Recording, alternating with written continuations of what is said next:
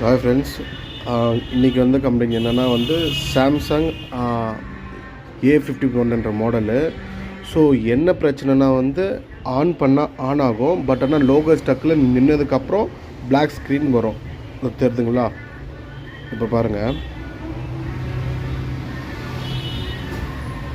On ஆகும், லோகோலாம் காமிக்கும், அதுக்கப்புறம் பிளாக் ஸ்க்ரீன் ஆகிடும் சடன்லி.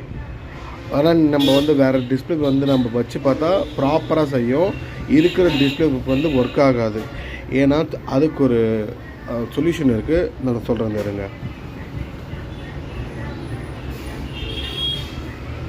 அவ்வளோதான். வெயில் லோகோ ஸ்டக்கில் நின்னதுக்கப்புறம் கொஞ்சம் நேரம் கழிச்சு பிளாக் ஸ்க்ரீன் ஆகிடும். டோட்டலாகவே பிளாக் ஸ்க்ரீன் ஆகிடும்.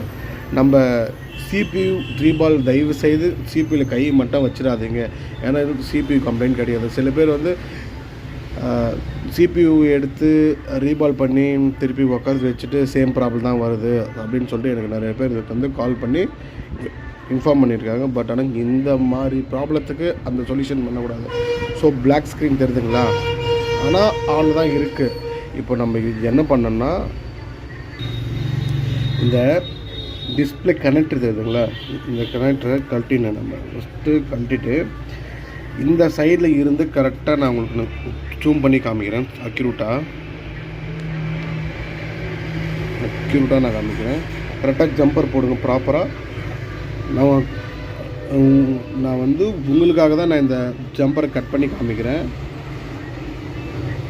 அதாவது லெஃப்ட் சைடில் இருந்து 7th பின்னும் ரைட் சைடில் இருந்து 5th பின்னும் ஜம்பர் அடிக்கணும் நீங்கள். சரிங்களா? லெஃப்ட் சைடில் இருந்து 5th பின்னும் லெஃப்ட் சைடில் இருந்து 7th பின்னும் ரைட் சைடில் இருந்து 5th பின்னும் நம்ம ஜம்பர் போடணும். நான் அதை பேரலர் பண்ணி நான் உங்களுக்கு காமிக்கிறேன். இப்போ நம்ம வந்து கரெக்டாக வந்து ஜம்பர் பண்ணி தெளிவாக காமிக்கிறேன் பாருங்கள்.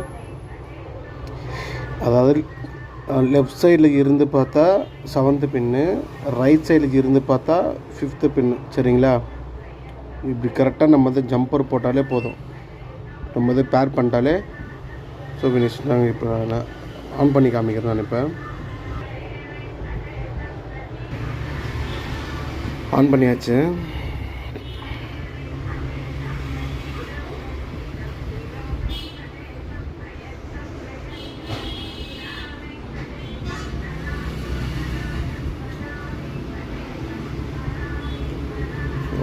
சாம்சங் சொல்லிட்டு